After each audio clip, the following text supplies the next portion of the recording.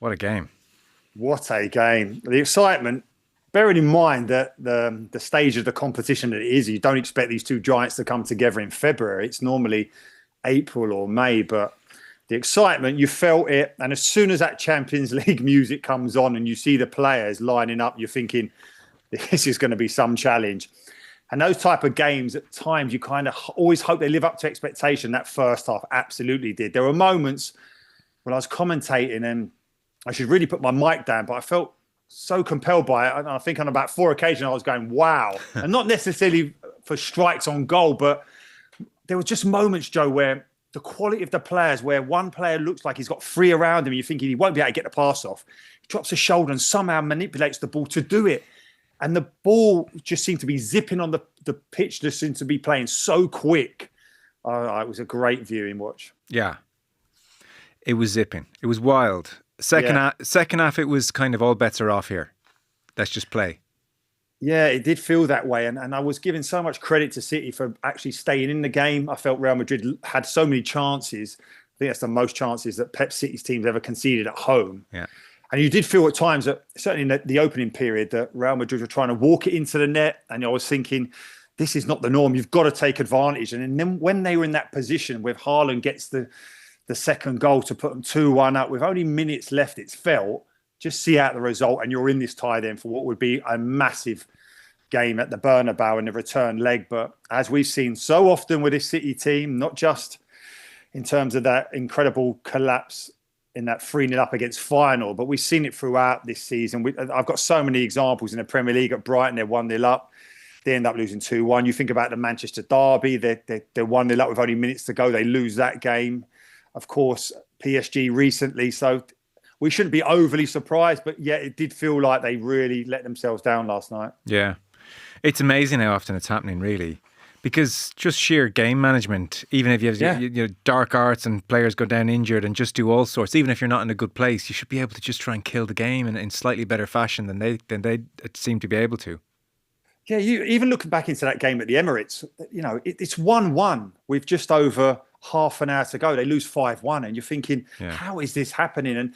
And the reality is that as soon as the opposition increase the tempo or flex their muscles athletically, this City team just cannot cope. And you're kind of looking at scenarios in terms of why is this happening? And the obvious one is Rodri. And I think people think that Rodri is that kind of Roy Keane, Vieira, patrolling in midfield and protecting the back four. But he's not that, and he never has been that. But what he has been, and what has been so synonymous with Pep's great teams, wherever he's been, is ball retention. He keeps the ball. And that allows those defenders to regroup, get into good positions, feel happy about where they are, assess what's happening.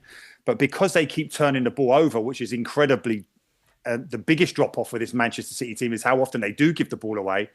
Straight away, the opposition are at that back four, and they just can't cope with the intensity of it. I'm glad you mentioned that. That is actually the most confusing thing about City, the most interesting thing about City. I can see how they're being run over physically. Everybody can. Yeah. A lot of players have miles on the clock. So that's fine, and that's a weakness there. But as you say, the extent to which technically on the ball they seem to have gone off a cliff and started making the most basic mistakes is the most fascinating aspect for a team that we've become so accustomed to over the last couple of years. And it's everyone. It's not just like Akanji makes a mistake the other week, leads to a goal. It's like Bernardo Silva, who's usually neat and tidy, is now just being dispossessed in a bad way. That's the most confusing aspect to Man City. That just on the ball, maybe one begets the other and they start losing games and this is the last thing to go. I don't know. You'd have a sense of it better than the rest of us. But it's gone. Like they're not sharp and good on the ball anymore, which is amazing. They don't trust each other. And that's what is actually incredible, bearing in mind a team that's been so successful for so many years, is that with that loss of confidence, they're not making those passes. And yet last night at times it felt like the City of old. And you think about that brilliant goal where De Bruyne drops into left back, plays it through the thirds. Guardiola drives inside. It's a lovely reverse pass. And it's fantastic for that Haaland goal. And you're thinking, okay, they're back.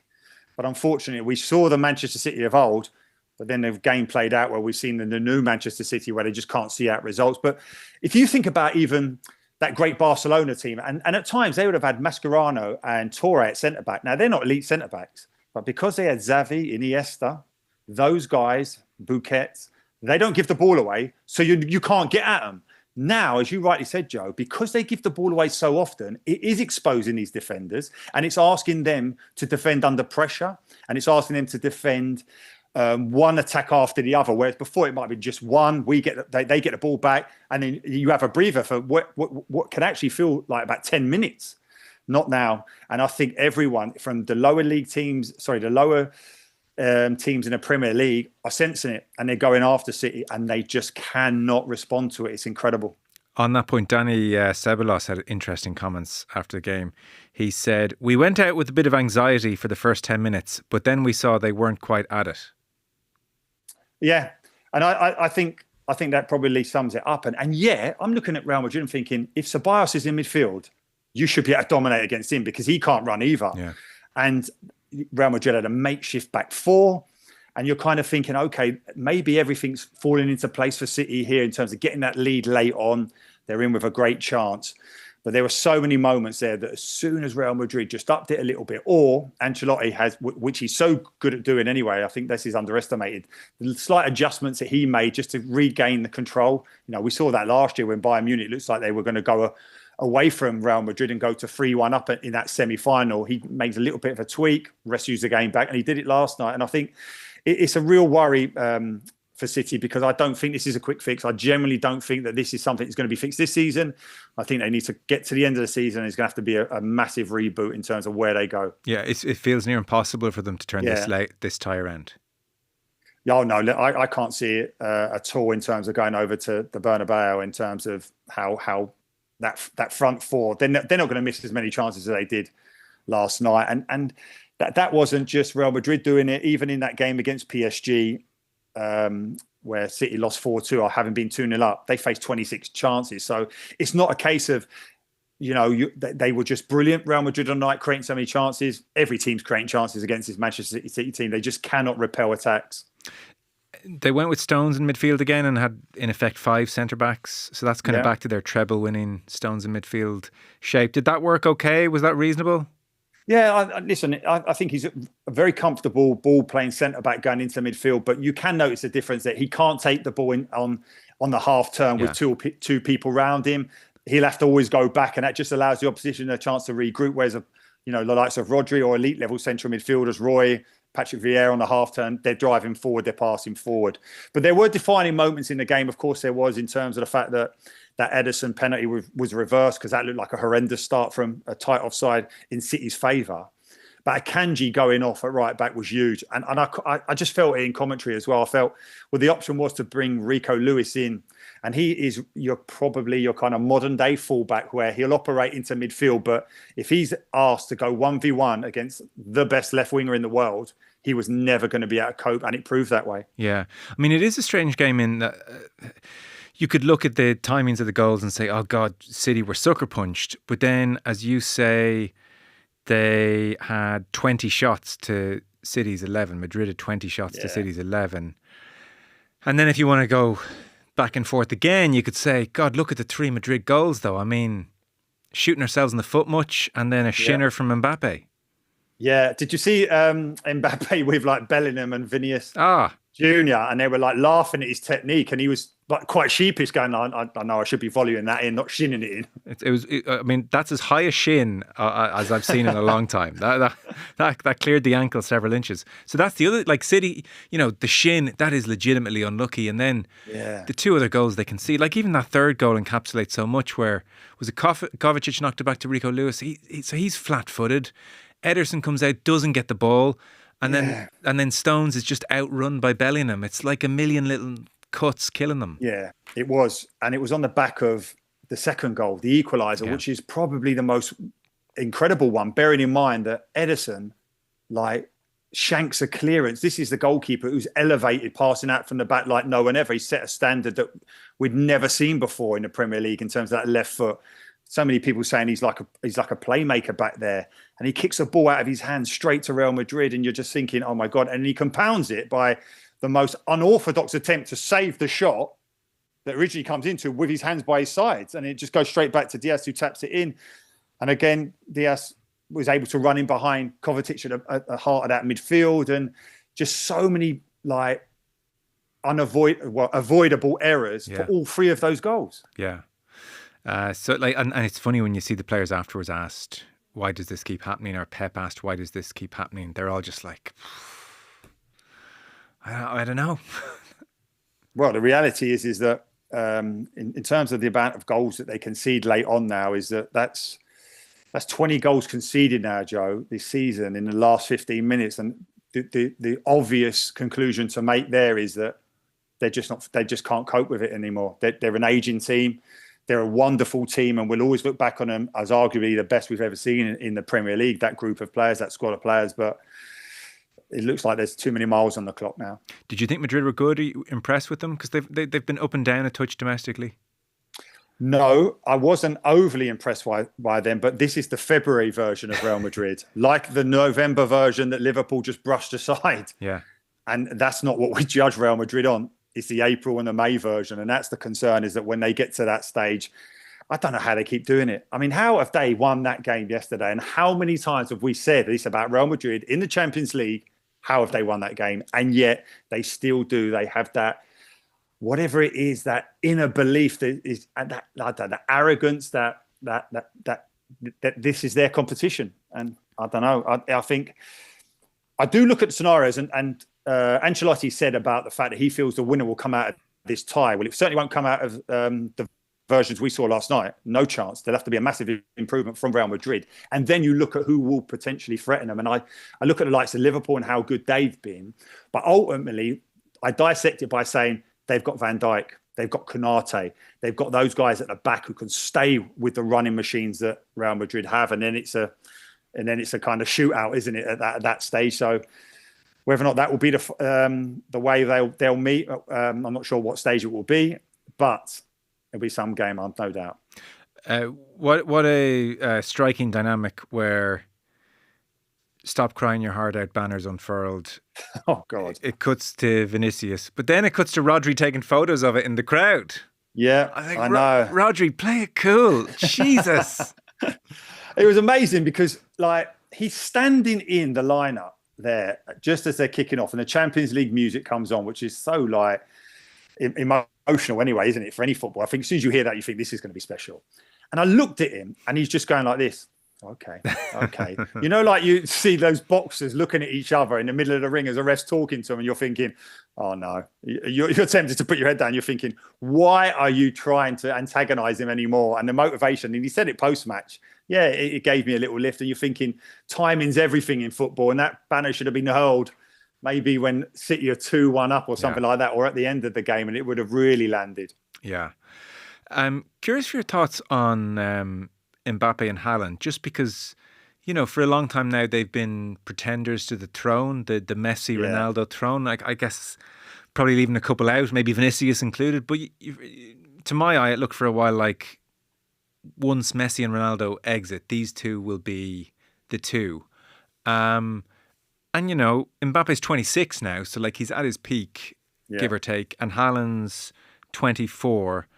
They're not hitting the levels of Messi, Ronaldo. We're not seeing those kind of jaw-dropping performances on a consistent basis from them at the moment. No, and certainly I think it's unlikely, really, when you think of that kind of like head-to-head Messi, Ronaldo. I don't think we'll ever see the likes again, but that's not to take anything away from how good those two are. Mbappe's struggling a little bit in terms of playing that centre-forward role, and even at times when he's played that for France or PSG, he still likes to gravitate towards the left, which can get a bit congested with Vinicius Junior. And that's one of the what's so good about Ancelotti is that he was saying, no, in that second half, hold your positions in a way that he did in that Madrid derby in the second half when they were chasing Atleti, because they were just a bit too fluid, and it was kind of easier to mark when they hold their positions and literally identify and say, right, I'm going to go after you. And Vinicius went after Lewis in that second half. You could see it. That's when it's so difficult to stop. Of course, Haaland, I thought last night, Joe, he was so motivated. You could see it. He was angry. He was aggressive. It was as if he felt that all this talk about Real Madrid's Fab Four, and even in the build-up, I mean, doing my research, there wasn't much being mentioned about Haaland. And that's what the frustration must be, that he's got the double to see out of the match, to win 2-1. And it's like, okay, now ignore me at your peril. But his defence, his midfield just let him down. And that's what's so frustrating from his point of view, no doubt. Yeah, maybe I'm being a bit harsh on him. I mean, he scored 2 goals. He's in a team which is struggling, and he's still scoring lots. Yeah. Maybe a bit harsh on Haaland, to be fair. And he's only 24. Yeah, listen, the fact that he signed that 10-year contract suggests that that's what they're aiming to do. But we always felt that he one day might end up at Barcelona or Real Madrid, and you continually do. But I think, they don't. He certainly is an out-and-out centre forward, and a lot of critique will be that he doesn't link the game as well. You can't really play through him. And then the flip side of that is Mbappe. He's not an out-and-out centre forward. And then you see the emergence of someone like Isak at Newcastle, and you think he's the real package. So whether or not those clubs will be in his eye line, Isak, I wouldn't be surprised. I got asked a really good question the other day. If you're a Liverpool supporter, would you take saving all the money that you're potentially going to give to Salah on his contract to really build the fund up and go big on trying to get Isak as your centre forward at Liverpool? And I've often been thinking about Isak for Arsenal and never really gave it any much thought for Liverpool. But that's a big question. I wonder how many Liverpool fans would sacrifice Salah to get Isak through the door at centre forward. I know where Isak would rather go. Arsenal or Liverpool right now. Don't think. You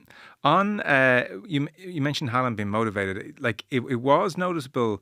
Like second half's a bit of a write-off. Like if you didn't see the game, the second half was just wonderfully wild. It's kind of hard to analyse in some ways. It was just tackles and going at each other. But in the first half, it was kind of striking that Madrid just sat relatively compact in a 4-4-2 and gave City the wings and said we're okay. It's quite noticeable City did try and press quite a lot. Like there were times where Haaland's chasing really high up the pitch and De Bruyne is doing it as well. Yeah. And I was thinking, don't make old man De Bruyne do this. That is such a cutting title to give him. I was like, let's manage the. Okay, he's low on game time, but I was thinking, why? And their press wasn't even that good. It wasn't fully committed. There were times like that time where Mendy nearly walked it into the net. Madrid went the full length of the pitch there because not everyone in that City team is in on the press. Some of them are like, you're doing okay. No, I'll do it, but they weren't really doing it. And like De Bruyne and Haaland are breaking themselves further up the pitch to get the thing started, but the people behind them weren't fully on board. And I just thought, I don't know, Pep. I don't think that's the right thing for you to be doing for a few reasons. No, and if you think about City's success, and we've mentioned it in terms of ball retention, the quality players they've had technical, but it was their intensity out of possession that was so good over the years, how they could force turnovers, and they just cannot. They just almost get there now. And you're right. I think De Bruyne was trying his hardest to try and create that, but not quite getting there. And you're talking about some of the best players in the world. That if that's the case, they're just going to pop it round you. And it's not even last night. Say 3 years ago, City were in the top 2 or 3 in the Premier League for forcing turnovers. They're 12th this season. So it's in front of you. You don't even have to doubt what you're seeing. You're thinking, I need some stats to back up what I'm seeing. Am I seeing this right? And the stats are there. And what you're seeing with your own eyes is there.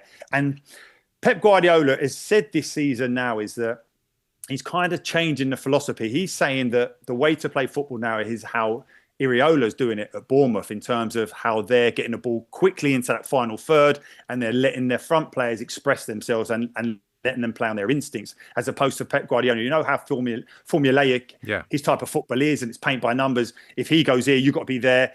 And the margins for that not working are huge because you've got to be the best of the best to do it. And they're not there anymore. And this is what's so fascinating. Watch Pep, that he must be a tortured soul because he believes in that way so much, but he's suddenly allowed this team to get old and they can't do it. And now the whole of that kind of reboot is going to be massive. It's just such a massive task now to get them back where he thinks they can be. And do you think that brand of football, that positional-based football, that choreographed football, do you think that's done and dusted, or with the right players again, could it be as devastating and effective as ever? I don't think I do think he'll start erring on the other way. For him to identify Bournemouth as someone he's looking at now. I've seen a lot of Bournemouth this season, Joe, and I've told you about this. They're sensational. Bearing in mind that they've got about 11 first-team injuries. You never hear Iraola going on about it like Ange does or Arteta does. He just gets on with it and produces a winning team. They've got some young players there that's so good. So they're at the start of their journey. But for someone like Pep Guardiola to look at that and think that's probably the way to play football, because even if you think about that Barcelona team, even the likes of Henry, who was like an icon in the Premier League, having to be so disciplined on that left wing and just stay wide. Grealish now as well, as a maverick player, kind of like playing off the cuff in that final third, that was all kind of ironed out of his game. And yet, in the build-up to this game, he selects him on the back of having a good game against Orient and saying he's a street fighter, he's a street footballer, we want his kind of... And you're thinking, oh, right, so you are actually going that way now, allowing those forward players to express themselves. From a manager who's such a control freak, is he, in terms of wanting to be in total control of everything, in terms of the phases of those attacking plays. So maybe it is a changing of the guard. Yeah, it's very interesting. Because Madrid don't seem like a very choreographed, do this with the ball. When you get... It's just like there's a degree of Ancelotti raises an eyebrow and says, you're all good players, go do it. When that eyebrow comes up, it's just it's something to behold, isn't it? These football royalty, seen it, been there, done it, but he does understand that there is a requirement, and you said about it, Joe, how quickly they got into a narrow and really kind of like structured defensive shape, weren't they? In terms of, at one time, Mbappe at the point of it, the whole of that Real Madrid team were in the defensive third. So they were making it narrow. They were literally saying to Man City, okay, go wide if you want. And maybe that was by design to try and protect the fact that they had a makeshift back four as such, and the likes of Valverde at right back, who was excellent, I thought, and Asensio, the young 21-year-old centre-back. Oh, God, he looks like he's going to be a really good player. There's times where he was like elbowing, just walking up to Haaland, elbowing him in the back there, then getting his right elbow and elbowing him again. And he looked like he loved all that kind of the dark arts of defending. Yeah, they did it well. I think he knows when to kind of pull it in, Ancelotti, and he knows when to let him go, let him loose and let him express themselves. Yeah, I find he's obviously just so likable, and he's just such a Rolls Royce career. Yeah.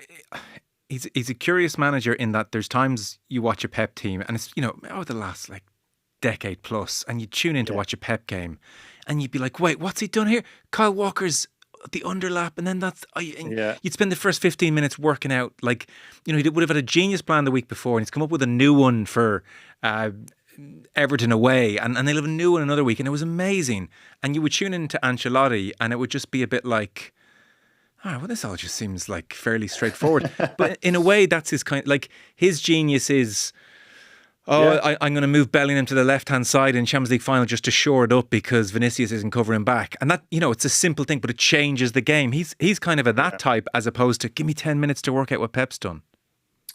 Yeah, I mean, he's like a genius, Pep, isn't he? And it looks like he's a tortured genius in terms of, like, he can create his own problems as such, but iconic in terms of what he's done to football in the world. But Ancelotti just assesses it. He kind of like plays the hand that he's dealt, which is often a very good one, bearing in mind the clubs he's been at. But he knows when to do it. And you said about Bellingham, there were times last night where he just felt, do you know what? I'll drop Bellingham into that left-hand side because he'll stay with runners better than Vinicius Junior will. And I felt at times that even with Grealish playing, it looked like Grealish was getting the ball kind of deep from that left wing position, as if to say to Valverde, okay, come out of that right back slot. And then suddenly when he did, they were just playing balls down for that running strength of Haaland down the sides. And I was going, oh, wow, yeah, this is by design. This is going to hurt Real Madrid.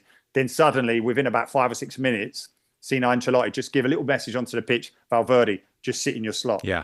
Let Grealish have the ball. We'll collect him at a later date. Don't come out of that position. And it's just little adjustments like that. He's an unbelievable manager, but we forget he was an unbelievable player in central midfield for AC Milan. So he knows how to work a game out. Yeah, he's just working a game in a not look at me fashion. Small things, they add up and boom. Yeah, it's really impressive. On Grealish, quite often he was left in a 1v1 type scenario. The first time he got the ball, there were 2-3 Madrid players. Three. There was a bit of an opening, and he went for it, and he won the free, softish free. He won the free, and I thought to myself, Jack Grealish, I'm not. You went for it because I was watching it going, he's going to check back, and he didn't, and I thought, oh, maybe someone's just loosening him up a touch. It was interesting. You're so right. The three players were there, and there was no gap. Certainly, was no gap to get his massive cast through. But he still went pulling through there with the ball to draw the foul. And you're thinking, this is exactly why you're in the team. And you just felt like it was a big decision, wasn't it, not to play Foden as well, whether or not whoever's in form, whatever. But on big nights, the quality of Foden, which he proved, obviously, with that brilliant skill to win the penalty. But it was such a kind of show of faith to Jack to say, okay, you're playing. And then for him to get injured, it was such a downer for him. It really was. Because I think if City are really purring and there's still total trust in Guardiola, I think Grealish there maybe does check back. But I think there's a degree now of like, we got to do something. We got to try something. Yeah, absolutely. They have to. They have to. And I think at times you want to rely on player. Listen, these guys have been in that final third, and that instinct just comes on. But if you feel that as soon as you're doing it, rather than just going, oh, I can see it and I see it, I'll go after it straight away. No, what did he want me to do? Oh, he wanted me to check back on my left, go back on my right, so he can come onto the left, so he can rotate, so he can do. And you're just thinking, no, they're not at that level anymore. And so is that kind of more the Areola style? It's like, get the ball to Jack. Jack knows what he's doing. Jack in that final third. Let's go. The Areola style, Joe, is get that ball into that final third as quick as we can, whether or not it's a lovely passing through the thirds or it's hitting it long. Yeah. And then suddenly those wide players, those forwards have got time to use their instincts, which they've been doing their whole life. You trust them as players. They're quality players. That left-hand side, Semenyo, Kirkes from left back, who's attacking all the time. I don't think there's a better left-sided combination in the Premier League as a partnership than those two. And there's so many in that team at Bournemouth at the moment where they'll be cherry-picked. Forget the pun. They'll be cherry-picked and so will the manager. The big clubs are going to come looking for them, no doubt about it. And I just think it's that kind of get that ball forward as quickly as possible and then let these players show their quality. Yeah. It's funny, like maybe a bit like the Ancelotti thing. It's like, well, that all sounds very simple. Do you know what I mean? Pep's tortured over there and he's just like, let's just give it to the good lads early. Yeah. How every lad on a Sunday plays or weekend as a kid. Get it to your best player in the schoolyard. He's a good player. Get it to him. Talk about overcomplicating things. Yeah, exactly. Kai Havertz out for the season is the word. I don't know what he did in Dubai, but his hamstring is shot and the Athletic are saying he's going to miss the rest of the season. Oh, God. And Arsenal put that Dubai trip from last year as like, it changed everything for her. And I read all the article from Declan Rice just yesterday saying, it's going to be great. We're resetting it. We're ready to go again for the charge. And then an injury like that. And it just shows you it can happen. And unfortunately, they just haven't strengthened that position. They're going to have to be creative now, Arsenal. But it looks like it's another opportunity that's gone in Liverpool's favour. They go in that last Merseyside derby at Goodison tonight. And I was doing the Everton-Bournemouth game at the weekend, which was their last FA Cup game. And the banners were all out. And visually, it looked great. And then Bournemouth just ruined them for that first half. Didn't get a kick. So I don't see Everton laying a glove on Liverpool tonight, regardless of the emotion. Was Goodison a great place to play at? Brilliant place, really was. In terms, it's one of those ones like Highbury was back in the day, maybe White Hart Lane, and how Anfield. You know, when the crowd are right on top of you, brilliant. Such a great place. It'll be sorely missed, but football moves on, and they've got an amazing stadium to move into. And was it were the dressing rooms dingy, and did it feel a little bit old for all of the atmosphere, or it was okay? The atmosphere was fantastic. You walk out in that tight tunnel, and it was like, if you think about that Highbury tunnel as well, you know, the famous one with Roy and Vieira having the argument, similar to Everton, you have to literally let your opponent go. If you go one by one, that type of way. And the second half, when you've not had a particularly good, you ain't letting people go. There's a few physical confrontations in those tight tunnels. Yeah. And I guess it's the history of it as well. Like, it's amazing when you see the photos from 66, and I think Eusebio scored a hat-trick there. Like, it's so instantly recognisable, the kind of gated aspect on the upper stand. So it's kind of iconic in that way. But look, I guess you gotta move on. But it's a pity to lose that history. No, it really is. And what's always difficult as well is that when the stadium is not on site, because even with Arsenal, if I go to the Emirates now, I still have to go on the same way that I would have gone as a kid to Highbury. Do you know, that way? So it's not different. Whereas West Ham, when we first went to West Ham to do some commentary there, you had lads I was looking at them thinking, a couple of blokes like, it might be 60 years of age, didn't know where they were going. You know, they won't be able to go to the same place. That's what's so special about the unbelievable stadium that Tottenham have, that it's still on site at White Hart Lane. Yeah, no, amazing. I think that is everything. Anything else grabbing you in the world of football? I've nothing else. No, the games are coming thick and fast. They've been brilliant. That was fantastic last night. We've got the Goodison Liverpool derby tonight. Fantastic. And then we go again at the weekend. Manchester City at home to Newcastle. Oh, yeah, Premier you're doing Sports. that game. Yeah, we're doing the commentary on that, which when you talk, we just talk about the City problems athletically, can't look. Well, is that feels like a reheat of Old Trafford, where that Newcastle 3 just ran all over Casemiro and Eriksen. Yeah, I just feel that Newcastle, the energy they've got, the quality that they've got in that front three as well.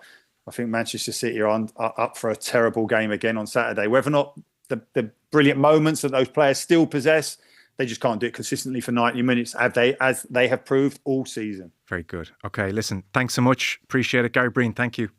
Thanks, mate. Speak soon.